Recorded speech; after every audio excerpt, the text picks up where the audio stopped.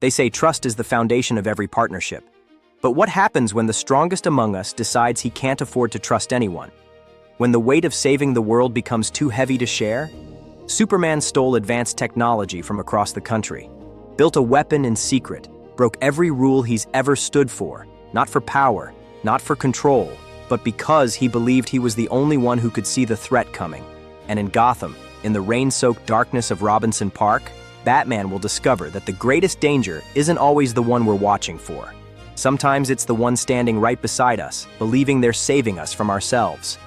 Tonight, two of Earth's greatest heroes face something older than empires, something that's been watching, judging, deciding if humanity deserves to survive.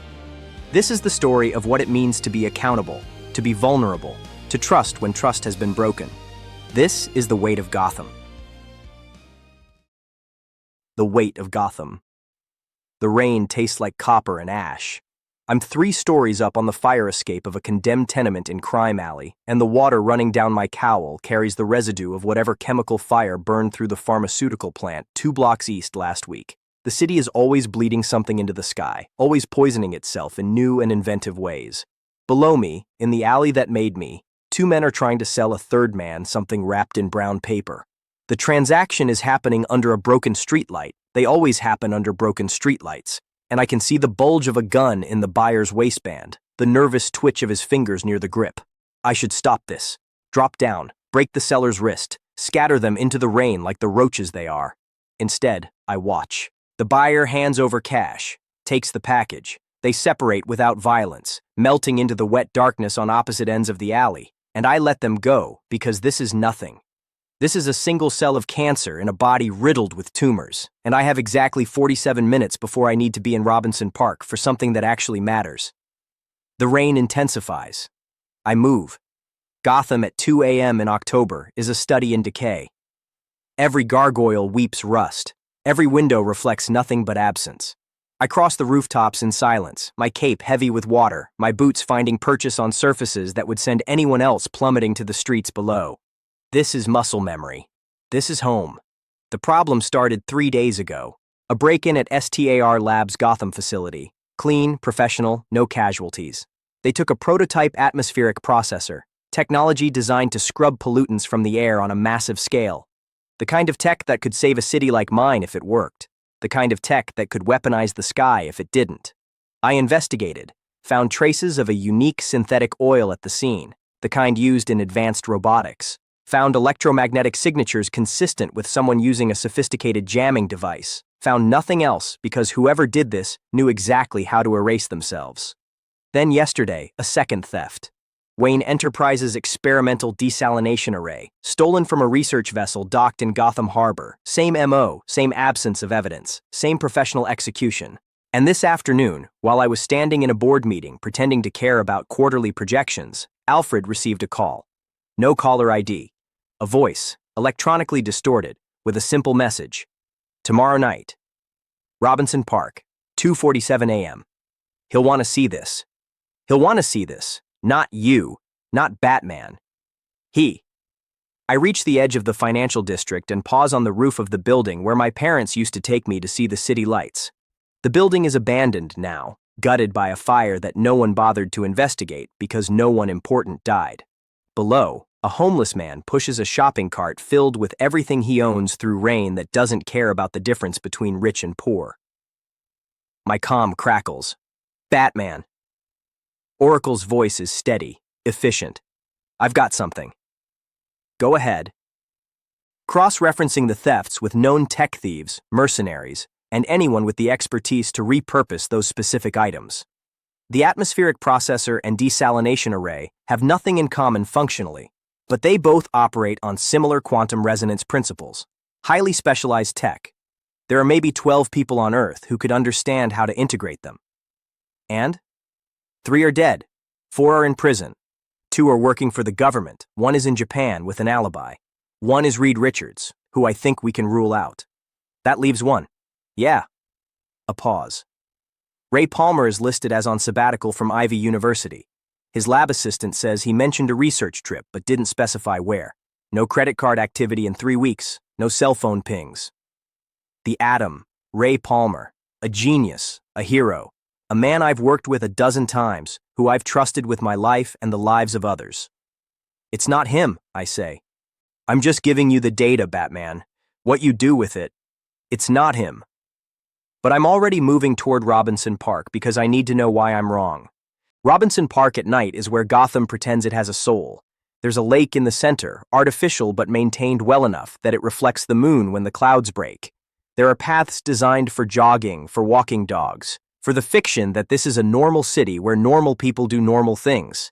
During the day, it almost works. At night, it's hunting ground for predators of every variety. I'm positioned in an oak tree at the north end, 60 feet up, with clear sightlines to the pavilion near the water. 2:47 a.m. is 13 minutes away. The rain has stopped, but everything drips with the memory of it. My gauntlet scanner picks up no unusual electromagnetic activity. No heat signatures except for the expected wildlife and 3 individuals sleeping rough near the eastern entrance. No radiation, no toxins beyond Gotham's baseline catastrophe. Nothing. I'm about to drop down for a closer sweep when I hear it. Not a sound. A feeling. A change in air pressure, a distortion in the space behind me, and I'm spinning with a batarang already in motion before my conscious mind catches up. The batarang stops in midair, floating, suspended, rotating slowly like it's caught in invisible amber. "You're punctual," a voice says from everywhere and nowhere. I appreciate that. Then the air tears itself apart and he steps through. Not Ray Palmer, Superman, but wrong. He's wearing his suit, the red, the blue, the cape that shouldn't move in wind that isn't there. But his eyes are different, older. There are lines around them that weren't there last week, a tightness in his jaw that speaks of pain managed but not conquered. He's floating 6 inches off the ground, and there's something in his hand, a device, cylindrical, maybe 8 inches long, covered in circuitry that pulses with light that hurts to look at directly. "Clark." I land on the ground, balanced, ready. "What is this?" "Bruce." His voice is controlled, but I can hear the fractures in it. "I need you to listen to me very carefully. I need you to trust me, and I need you to not do what you're about to do." My hand is already on my belt, fingers finding the lead-lined compartment where I keep the kryptonite. His eyes track the movement. "I'm not here to fight you," he says. "I'm here because in approximately 4 minutes, something is going to happen in Gotham and you can't stop it alone." "What did you steal from STR Labs?" He flinches. Actually flinches. "You know. I know someone took technology that could be weaponized. I know someone with advanced capabilities broke through security systems that should have stopped anyone human. I know it was me." He says it simply, states it like fact. "I took the atmospheric processor. I took the desalination array. I broke into 6 other facilities across the country in the last month. I've been stealing, Bruce. I've been lying, and I need you to understand why." I don't move. Don't speak. Just watch him the way I watch everything in this city, looking for the weakness, the tell, the moment when the mask slips. 2 months ago, he says, I was patrolling near Metropolis Bay. Routine, nothing unusual. I heard something. What? A frequency, high-pitched beyond normal human hearing. At first I thought it was feedback from someone's equipment, but it was too regular, too deliberate. It was a signal, Bruce. And when I traced it, he stops. The device in his hand pulses faster. I found a network, buried under the Atlantic. Technology that shouldn't exist. Alien, but not Kryptonian. Not anything in the League databases. And it was active. Broadcasting. Broadcasting what? A countdown. His eyes meet mine. To an invasion. The word hangs in the air between us like a guillotine blade.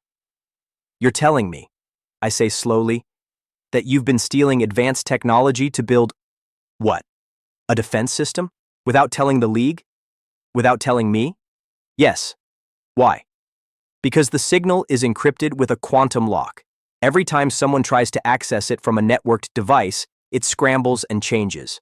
But I've been able to decode fragments, enough to know that whoever is coming has been watching us, studying us. They know our capabilities. They know the Justice League. They know... He stops again. They know me, Bruce. Specifically. There are references in the code to Krypton, to what happened there, to how they destroyed themselves. And this invasion, it's not coming to conquer. It's coming to ensure that Earth doesn't become another Krypton. My mind is already running calculations, threat assessment, probability analysis, checking his story against known variables. You expect me to believe that you've uncovered evidence of an alien invasion and your response was to become a thief? Not to bring this to the League? Not to... If I'm right, he interrupts, and there's steel in his voice now. We have approximately 8 months before they arrive. If I'm wrong, I've wasted time and resources on paranoia. But Bruce, if I bring this to the League and the signal detects our coordinated response, it could accelerate their timeline. These beings, whoever they are, they're monitoring for signs of advanced civilization reaching certain thresholds. Nuclear weapons, space travel, meta-human concentration. I needed to work alone. I needed to work dark. So you became me. He doesn't deny it. I took the most dangerous pieces of technology I could find. The atmospheric processor can be modified to create a planetary shield. Temporary, but enough to buy us time. The desalination array's quantum core can be repurposed to generate a signal jammer that might give us stealth capabilities against their sensors. Combined with the other components I've gathered, he holds up the device. I've built a weapon, Bruce. A weapon specifically designed to fight something we can't punch our way through. I study him, really study him. The fatigue in his shoulders. The way he's holding himself like every muscle aches. The tremor in his left hand that he's trying to hide. You've been using X-ray vision to map the device network, I say. Constantly, for weeks. That's why you look like hell. I'm fine. You're not. I take a step closer.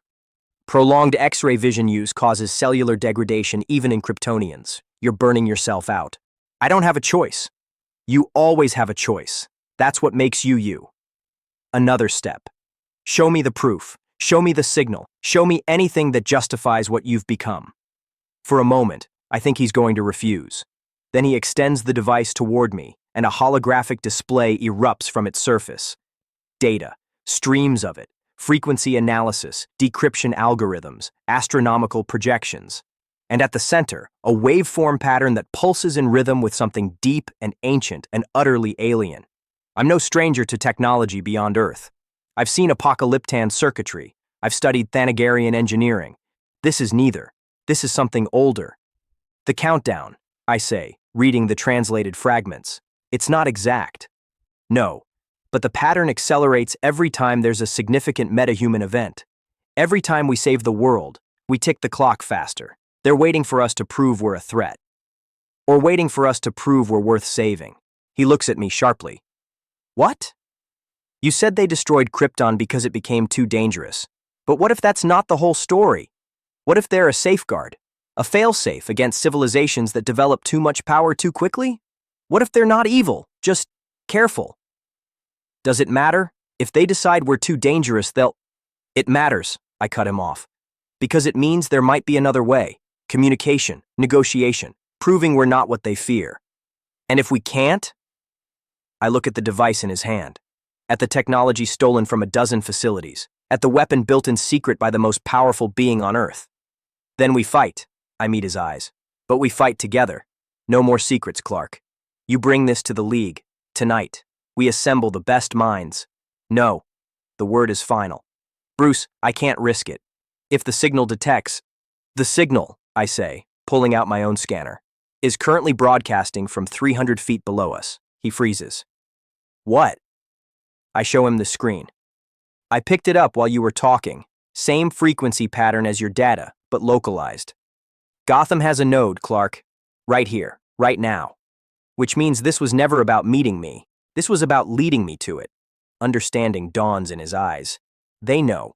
They know I've been investigating. They've known the whole time. I'm already moving, heading toward the lake. And they've been watching you build a weapon specifically designed to fight them. They've been learning from you, Clark. Adapting, which means the ground explodes. Not metaphorically. The Earth itself erupts in a column of energy that tears through the pavilion, through the paths, through the careful fiction of normalcy that Robinson Park pretends to maintain. I'm thrown backward, my cape wrapping around me as I hit an oak tree hard enough to crack the bark. Through the dust and debris, something rises. It's not a ship, not a robot, not anything I have a reference for. It's a shape, a geometry that shouldn't exist in three-dimensional space. Angles that hurt to perceive, surfaces that reflect light that hasn't hit them yet, and at its center, if it has a center, a pulsing void that feels like staring into the absence of everything. And it speaks, not in words, in mathematics, in pure information transmitted directly into my brain through a medium I don't understand and can't block. You have built a weapon. The thought is crushing, absolute. It carries the weight of civilizations older than human language. You have proven the hypothesis. Superman is on his feet, floating, his device held in front of him like a shield. I built it to defend my planet, to protect my people. Your people are the threat. No. His voice is steady, but I can see his hands shaking. My people are afraid. They're young. They make mistakes. But they deserve the chance to grow, to learn. The Kryptonians believed the same. I'm on my feet now, moving wide, trying to circle the geometry, trying to find an angle of approach. My utility belt has a dozen weapons that might work against conventional threats. Against this, I might as well throw rocks. Krypton destroyed itself, Superman says. We're not. Your weapon proves otherwise. Technology designed to kill that which you do not understand. Power concentrated in singular entities. The pattern is inevitable. Then change the pattern. I step forward into its field of perception or awareness or whatever passes for attention in a being like this. You're here because you're afraid we'll become dangerous, but we're already dangerous. We have been for centuries. We've had nuclear weapons for 80 years. We've had Superman for a decade. If you were going to destroy us, you would have done it already. The geometry shifts, rotates through dimensions I can't follow. You misunderstand. We do not destroy. We prevent. By killing civilizations before they can threaten you, by ensuring that power remains distributed, that no single world accumulates the means to spread its violence beyond its borders. Your Superman is an anomaly. Your Justice League is in concentration of force that should not exist. We use that force to protect, Superman says, to save lives, to impose your will, to decide who lives and who dies, to play God. We're not playing, I say quietly. We're just doing the job because no one else can. The void at the center of the geometry pulses. For a moment, just a moment, I feel something from it. Not anger, not contempt. Something almost like sorrow. We have heard these arguments before. From civilizations far older than yours. They all believed they were different. They were all wrong. Clark's device is humming now, building charge. I can see him preparing to use it, preparing to prove their point. Don't, I say. He looks at me. Bruce, don't. I'm moving between him and the geometry, between the weapon and the threat. You use that thing, you prove them right. You prove that we solve our problems with bigger guns and more power. You prove we're exactly what they fear. What do you want me to do? Talk to it? Reason with something that's already decided we need to be eliminated? Yes. I turn back to the geometry. You're monitoring us, watching for signs of aggression, testing to see if we're a threat. So test us, right now. What do we have to do to prove we're worth preserving? Nothing. The decision is mathematical, inevitable. No. I take another step closer, feeling the pressure of its existence like weights on my chest. Nothing is inevitable. I've spent my entire life in a city that everyone said was beyond saving. A city so corrupt, so broken, so steeped in violence that the smart money said burn it down and start over. And I'm still here, still fighting, still believing that people can be better than their worst impulses. If Gotham can change, anything can. Your Gotham has not changed. Your efforts are statistically insignificant. Then why do you care about statistics on Earth at all? Why watch us? Why monitor? Why send this probe or avatar or whatever you are if we don't matter? The geometry stills. The void stops pulsing. You misunderstand your importance. Then explain it to me. Explain why a civilization advanced enough to monitor entire galaxies gives a damn about one planet full of violent apes and one Kryptonian refugee. For a long moment, there is only silence. Only the sound of rain starting again, pattering against surfaces that shouldn't exist. Then, we were like you, once. The words, the concept, hits like a physical blow. Young, powerful, certain of our righteousness. We built weapons to defend ourselves. We concentrated power in individuals who could not die, could not be held accountable. We called ourselves saviors. What happened? Superman asks quietly. We destroyed 7 civilizations, not in malice, in protection, in preemptive self-defense, in the certainty that we knew better, that we had the right. So you became what you feared, I say. You became the exterminators. No. We became the quarantine, the barrier, the ones who prevent others from making our mistakes. By making the same mistake in a different direction, I shoot back. You're still deciding who lives and dies. You're still imposing your will. You've just inverted the justification. The geometry ripples, shifts. What alternative do you propose? I look at Clark, at the device in his hands, at the weapon built from stolen technology and desperation and the absolute certainty that he was right. Accountability, I say, transparency, limits. We don't hide what we are. We don't concentrate power without oversight. We build systems that prevent any one individual or any one organization from having unchecked authority. You cannot enforce such systems. Your Superman alone could destroy your planet. He could, I agree. But he won't, because he was raised by people who taught him that power without restraint is tyranny, because he chooses every day to limit himself, to ask for help, to trust others. And when he makes a mistake, when his judgment fails, then I stop him. I pull the kryptonite from my belt, hold it up. This is my contingency, my failsafe. He knows I have it. He knows I'll use it if I have to, and he trusts me with it anyway. Clark is staring at me. I can't read his expression. The geometry shifts again, rotating through angles that make my head hurt. This is your proposed solution? Mutual vulnerability? Distributed veto power? Yes, it is statistically unlikely to succeed. Everything worthwhile is statistically unlikely. That's what makes it worthwhile. For a long time, seconds, minutes, I lose track. The geometry simply exists, processing, calculating, running simulations across probability space that I can't begin to imagine. Then, we will continue observation. That's it? You have presented a novel approach. We will determine if it functions. If you prove capable of self-regulation, we will adjust our parameters. If not, you'll do what you were going to do anyway. Correct. The geometry begins to collapse, folding in on itself, retreating through dimensions back toward the signal source below the lake. Wait, Superman says. The countdown, the invasion. There is no invasion. There is only evaluation.